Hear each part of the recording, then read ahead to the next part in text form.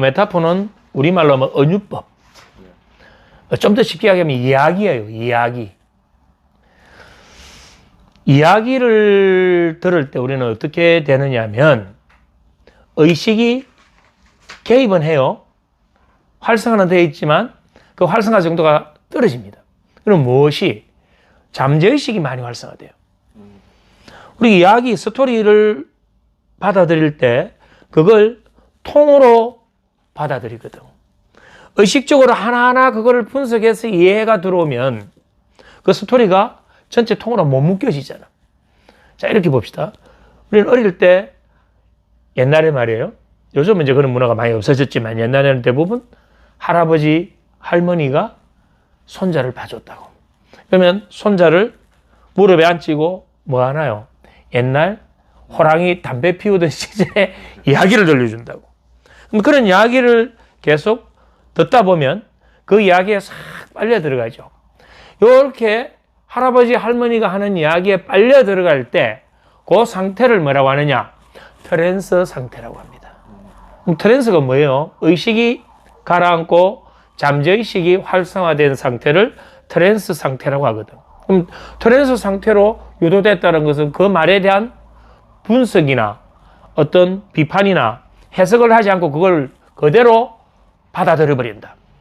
그렇다면 이 메타포라는 것은 상대방의 저항, 상대방의 어떤 비판, 분석, 이걸 거치지 않고 바로 잠재의식에 뿌리를 내리게 만들 수 있는, 그럼 상대방의 어떤 변화, 성장을 이끌어낼 수 있는 중요한 하나의 수단이 될 수 있다. 이게 이제 메타포에 대한 개념이에요. 자, 저번에도 이야기했다시피 청개구리 이야기를 아직도 기억하시잖아요. 근데 그건 누구에게 이런 이야기를 들려주죠? 청개구리를, 이야기를? 말 안 듣는. 그렇죠. 네. 부모님 말 안 듣고 쏙 썩이는 그런 그의 이 청개구리 이야기를 대입시키죠. 그럼 이걸 대입시킬 때 어떤 현상이 일어날까요? 이 현재의 내담자와 이 스토리, 이야기 속의 주인공이나 등장인물이 현재 이 내담자나 내담자 주변의 인물이나 상황과 뭐 유사하면 이 내담자는 이야기 속의 주인공이 마치 자기인 듯이 착각하게 되거든. 그럼 그 속에서 이야기를 풀어나가는 과정에서 어떤 뭐가 들어갈까요? 메시지가 들어갑니다. 메시지가. 그걸 우리는 교훈이라고 하죠. 그런 교훈이 들어가면서 어떤 그 이야기 속의 주인공이 역경을 헤쳐나가는 어떤 과정들, 또 어떤 결과를 보면서 내가 지금 현재 겪고 있는 이 문제를 나도 주인공처럼 이렇게 한다면 저런 한 어떤 변화를 일궈낼 수 있고 결과를 얻을 수 있다라고 이제 그 이야기를 듣다 보면 거기에 대한 답이 자기 내면에서 스스로 만들어진다. 이게 이제 메타포의 효과예요. 메타포. 자, 메타포를 하는 목적은 상대방의 변화를 유도하는 겁니다. 그러면 의식이 가라앉고 뭐가 활성화된다 했나요? 잠재의식.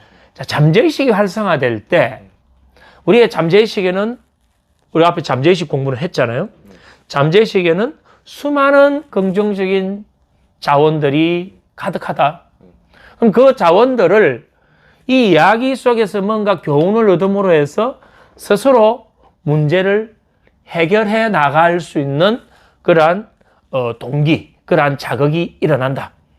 이것이 바로 메타포가 갖고 있는 힘이에요.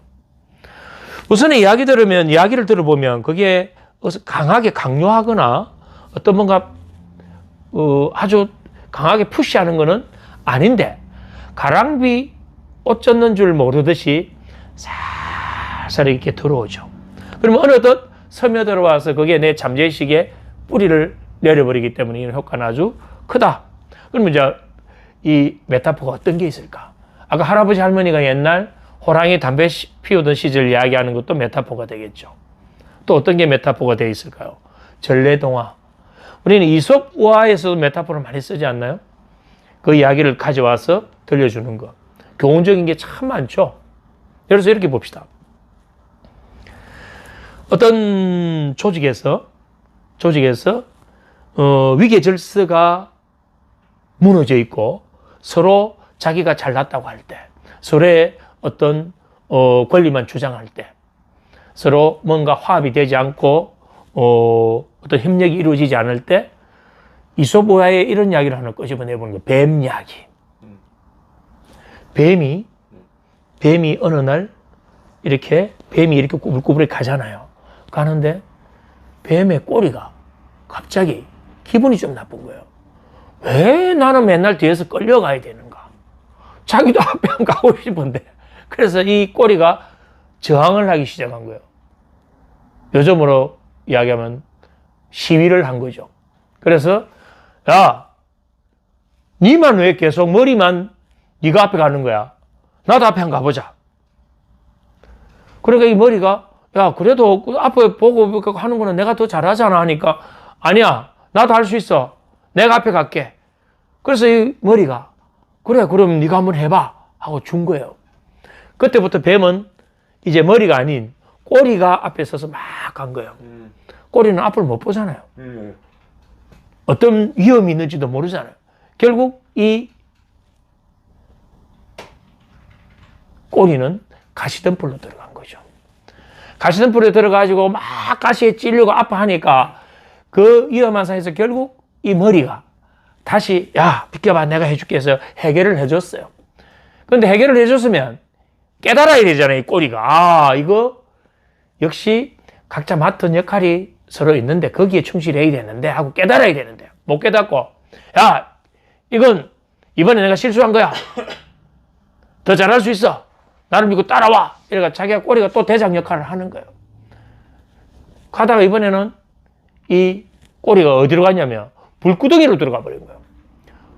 근데 아까 가시덤불에 들어갔을 때는 머리가 구해줬지만 불구덩이로 들어갔을 때는 이 머리도 꼬리 몸을 보호를 못 해준 거예요. 그래서 결국 뱀은 불에 타 죽었다. 이건 이솝우화에 나오는 이야기예요. 이 이야기 하나를 가지고 우리는 어떤 조직이나 개인에게 이런 유사한 어떤 상황에 있다면 이 교훈을 들려줬을 때 역시 각자 리더는 리더의 역할이 있고 구성원은 구성원의 역할이 있고 서로 협력했을 때 원하는 어떤 성과를 만들어낼 수 있다라는 깨달음을 얻게 되잖아요. 이것이 바로 이솝우화를 활용한 어떤 메타포. 자, 그러면 전래동화, 옛날 이야기, 이솝우화 또 어떤 게 있을까요? 나중에 이걸 이제 이해를 하고 나면 본인의 메타포 수첩을 만들어야 돼요. 메타포 수첩. 이건 뭐냐면, 자신감에 대한 메타포와 관련된 게 수없이 많이 있어요. 집중력과 관련된 메타포가 수없이 많이 있어요. 배려심에 대한 메타포 수없이 많이 구할 수 있죠. 협력에 대한 거, 또는 도전에 대한 거, 어떤 성공에 관련된 거, 힘든 어떤 위기에 관련된 그걸 어떻게 극복하는가 관련된 그런 메타포들이 구하면 수십, 수백, 수천 가지가 있지 않을까요? 그걸 시리즈로 만약에 테마별로 다 정리해가지고 본인의 것으로 축적시켜 놓으면요, 나중에 어떤 일이 일어나는지 아세요? 어디 가서 강의를 하거나 어디에서 내가 상담을 하거나 어떤 모임에서 내가 뭔가 중요한 교훈적인 걸 줘야 될 때 그 어떤 이론이나 이런 설명 필요 없어요. 메타포 하나만 딱 가져와서 여러 부분들을 딱 접목해서 들려주면 최고의 능력을 갖게 되는 거죠. 자, 그럼 이제 봅시다. 아까 제가 옛날 이야기, 전래동화, 이솝우화 또 어떤 게 메타포가 될 수 있을까 하나 찾아봅시다. 우리가 읽는 책들 다 그 안에는 메타포 소재가 있지 않을까요? 그래서 위인전기. 위인전기는 정말 대단한 메타포죠. 발명가들 어떤 그런 책을 읽어서 거기에 관련된 어떤 교훈적인 걸 가져와서 또 메타포로 한다면 또 그거 말고 어떤 게 있을까요? 책 말고도 영화도 훌륭한 메타포가 되죠. 또 어떤 게 있죠? 드라마. 일상생활 속에서 나의 생활, 경험, 또 우리 주변의 인물들의 어떤 사례들. 그렇다면 이 메타포는 우리 생활 전반의 모든 것들이 다 메타포의 소재가 된다. 이걸 이제 정확하게 받아들이고 이해를 하셔야 돼요. 아, 그러면 메타포의 소재는 무궁무진하다. 무궁무진하다.